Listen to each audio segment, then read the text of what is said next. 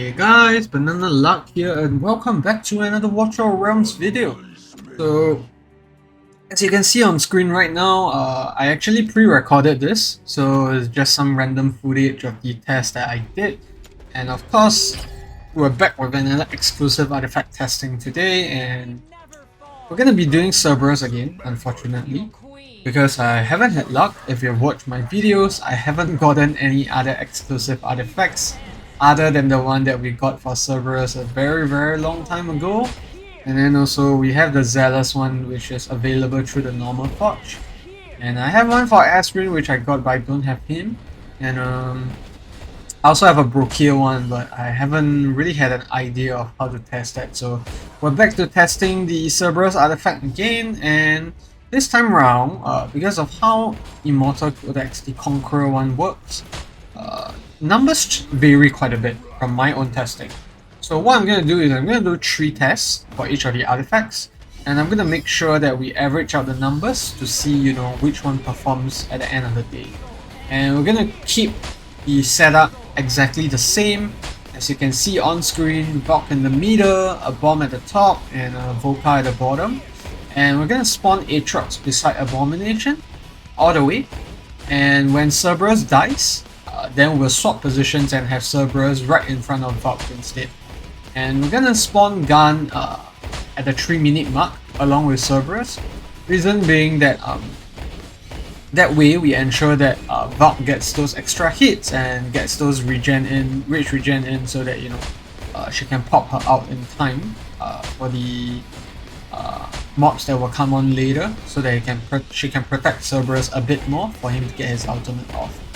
You can see here, 3-minute mark, we're gonna slap the ultimates down. And what I found that was quite interesting is that numbers vary quite a bit because of when Cerberus dies.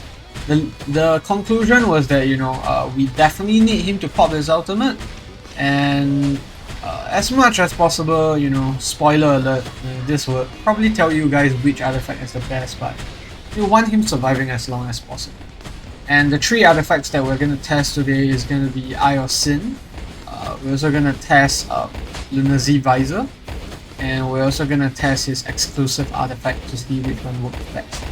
So kind of interesting results, because from our previous video where we tested it on Gear Rate 1, it doesn't look like there was much difference between Eye of Sin and his exclusive artifact. But I think over here the very big difference lies in where Lunacy Visor comes in. So this is just the first damage charts. Cerberus didn't do very well here because he died way too early. He should have survived way longer. So gonna pop off to the second test results. The second test run. But this is when I'm gonna bring up the numbers to see where this artifact stand. So you can see in the screenshot here, we have in the first column the exclusive artifact, Lunacy Visor in the second column, and then Eye of Sin in the last one. So you can see that amongst the exclusive artifact and the Eye of Sin artifact, the numbers vary quite a bit. And these numbers vary because in the test 3 for the exclusive and test 2 for Eye of Sin, my Cerberus managed to survive a lot longer than I expected. So that means that he could survive until more mobs spawn, and I think it's due to that very reason that he dealt more damage. Because I think the number of mobs that spawn towards the later part of the codex increases drastically, and Cerberus is that big DPS that comes in, because if you look at the damage charts that I was flashing earlier, you can see that Aatrox is deployed the whole entire battle, and he does almost the same damage as Cerberus when he's deployed for like just 30 seconds. So that's the reason why Cerberus at A5 is so strong here, because you have so much more sustainability with his A5, because the passive where he removes some health to proc that pool that he does, that is decreased significantly. So that's the reason why you see such big discrepancies, and you can see why Lunacy Visor is a lot better here. It's just you know, a lot more sustainable when it comes to bringing Cerberus to the later parts of the Codex. I find that if my Cerberus can survive at the towards the 2-minute mark, that's when I get like the best calls. Like if let's say my Cerberus dies at like 230, 225, the numbers will vary very much, and you know, it really depends on how long Cerberus can survive that. So I'll say it's quite an interesting result, because I honestly expected the exclusive of Iocene to do better, but I didn't foresee the fact that, you know, having artifacts to keep Cerberus alive is much more important. I think from my testing when it comes to Gear Rate 1, it didn't feel like the case. In AoE Arena, my experience wise as well, with the current lineup, it also seems to be not that important to keep Cerberus alive that long, because normally people use Hatsuit or Warriors to actually come in to clean up instead.